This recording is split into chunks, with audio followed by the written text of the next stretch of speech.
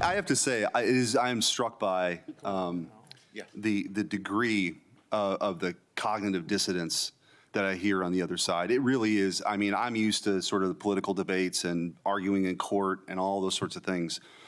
But to hear the other side of the dais talk about weaponization is truly shocking, given what we know now. There is a big difference between what happened under the Biden regime and the weaponization and then holding those people accountable. That is not weaponization. If that doesn't happen, this will happen all over again. And that's Missouri Senator Eric Schmitt calling out the Democrats during a fiery hearing on Capitol Hill yesterday. Attorney General Pam Bondi accusing the Biden administration of weaponizing government agencies for Operation Arctic Frost. This is a 2022 FBI probe into dozens of Republicans and Republican entities, all surrounding the results of the 2020 election.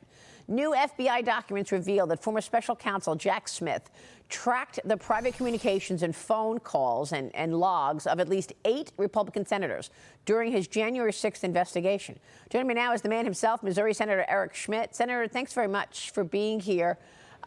That was great yesterday, what you said during the hearing, and you said this is 1,000 times worse than Watergate. Walk us through what has taken place here. Well, I think it's important, Maria, to kind of walk through how we even got to Arctic Frost and what it means in sort of the continuum of this corruption. So you've got in 2016, Hillary Clinton working with the Soros organization to create this fake story that Russia somehow was preferring President Trump or some sort of Russian asset. They then feed that to the intelligence agencies, and you've got the Steele dossier that then becomes something that Barack Obama uses to spy on President Trump when he was a candidate. President Trump wins. They can't believe it. They keep this thing going.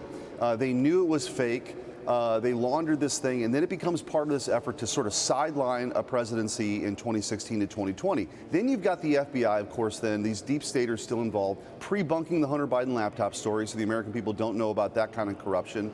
Then Biden gets in, and 3 days later, they begin this vast censorship enterprise I talk about in my book, and we've talked about on your show before.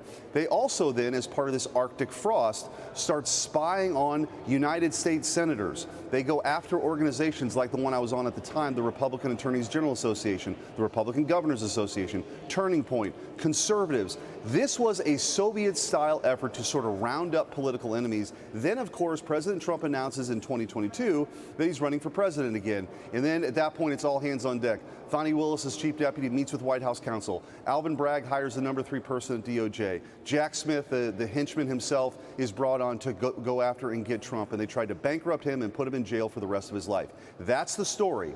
And so this thing has been going on for the better part of a decade. We continue to learn more, but it really is shocking, Maria. I know that, like, in this 24-hour news cycle, sometimes we can get numb to this stuff.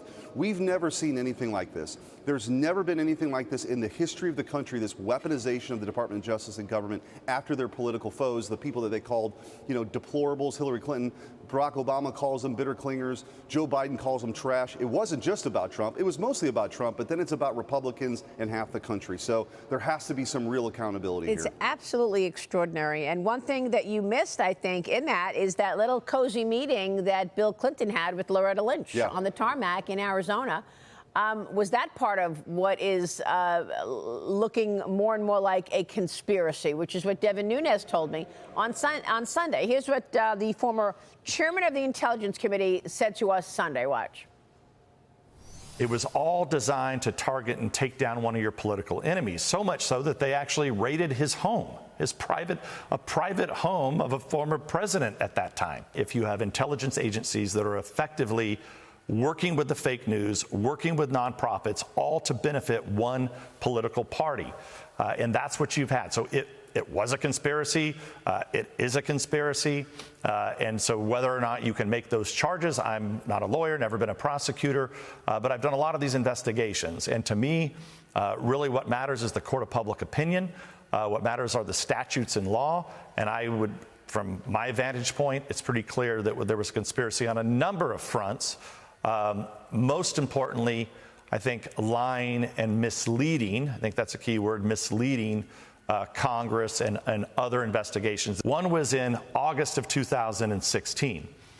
in the Obama White House with Biden and a bunch of other cast of characters there, including Comey, including Brennan, where they are told by Brennan that, hey, there's a hoax going on. That's my word. They knew that in August of 16. Now, how is it possible that all of these cast of characters that were interviewed by multiple, not only the House Intelligence Committee, but also in the Senate and Horowitz and all the way to Durham, they just had amnesia, just forgot about this. They all those years went by and they don't remember that this was a cover-up for the Hillary Clinton email campaign? Nonsense. So I wonder, Senator, if they're going to be able to get away with it again by just saying, well, I forgot that it was a cover-up for Hillary Clinton's emails. I mean, CIA Director John Ratcliffe released new documents, as you know. They showed that in 2015, then Vice President Joe Biden blocked dissemination of intelligence, which showed Ukrainian officials were concerned with his family's business ties. So, he tried to block the intelligence from coming out. People were speculating, oh, there's corruption here. Why does the Biden family keep taking money from adversaries? Was that part of the conspiracy? And do you think the DOJ will be able to prove conspiracy? Well, let's take those as two separate issues for now. The first one, you mentioned the Ukrainian issue and the Bidens. You got to remember also, President Trump was impeached for asking questions about something that is absolutely true, which was even the Ukrainians with their intelligence and our intelligence verified, they thought there was something wrong in America with Biden trying to cover up this intelligence report about the potential corruption with Hunter Biden, as Biden was trying to cover up when he was vice president. But then also this conspiracy. I think this is important to note. There's a few things going on here at the same time. First is it true that statute of limitations may have run on some of the stuff that began in 2016? Yes. Now, some of that stuff's happened within the last 5 years, less of an issue. However, it doesn't, as conspiracy, you don't have the same statute of limitations issues. Like if you are part of the conspiracy at mile marker 1, let's say Russiagate, and then you are no longer in the administration and you take an exit ramp in mile marker 3, okay? You are still liable for that conspiracy at mile marker 10. And we're at mile marker 10, Maria. And I think that's the most likely place you're going to get indictments, is this conspiracy among a number of people to perpetrate a fraud on the United States of America, the people, and also a candidate. And they continued it on through multiple administrations, through the deep state. And the lies are so thick here that I think we need to continue to have more investigations here in Congress, but ultimately there need to be indictments. Just extraordinary. And we should point out that all the while, they were saying President Trump was a threat to democracy, which is, I mean, to our faces, even going through all of that, what you just did. All right, real quick on the business of the people. It's day 8 of the government shutdown. The Senate expected to hold another critical vote this morning on both funding proposals. What are you expecting from this vote? Do you feel that maybe you'll get any Democrats to work with the Republicans to get the CR through, the continuing resolution? I hope we can get 5 more. We only need 5 more. This is a clean funding bill. They want to fund all sorts of health care for illegal immigrants. But the fact of the matter is we've offered a clean CR to fund the government, to give us more time to do appropriations bills. The other thing to keep in mind here, on the 18th of this month, there's a No Kings rally in Washington. It's my contention that the Democrats are so scared of this radical, or many of them have been captured by the far left radical base, but some of them are so scared of that rally that they may hold out even for another 10 days or 2 weeks. But here's the truth, is that the Republicans have offered a solution: fund the government, to give us time to work on appropriations bills. That's how we normally get out of these things. But the Democrats, I think, are so scared of people like AOC and others that it's just not in the cards right now. So I expect the vote will go down again.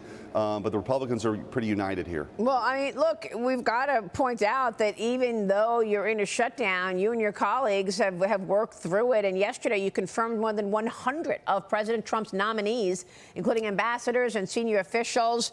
Tell me about this, because the Democrats were trying to stonewall the nominee process as well, right? That's right. And we finally broke through that. It's unprecedented, Maria. Normally, the general counsel for the Department of Transportation isn't filibustered. To put that in perspective, Clarence Thomas wasn't filibustered. He got 52 votes, but he wasn't filibustered. So it's an unprecedented level of obstruction. But it gets to the heart of the matter, which is what this conspiracy was all about. And then this: they never forgave President Trump for coming down the escalator and winning. They never forgave the American people, the electorate, for electing him. And they're in the death throes of this party now that, again, has been totally radicalized, and they can't reason with the American people. So all they know is to fight Trump and to grandstand and not govern. And so Republicans are going to hold firm here. Well, I didn't see your name on the list of senators surveilled, but I was. Well, I was the chairman of the Republican Attorneys General Association, which was also part of this this broad net. So I wasn't in the Senate yet when Arctic frost was going on, but I was an AG, and again, the AG Association was part of it. So was the Governors Association, Republican governor, and so was Charlie Kirk's organization, Turning Point. So this was wide-ranging and again frightening. Unbelievable, Senator. Great to see you. Thanks very much. Thanks, Maria. All right, Eric Schmitt in Washington.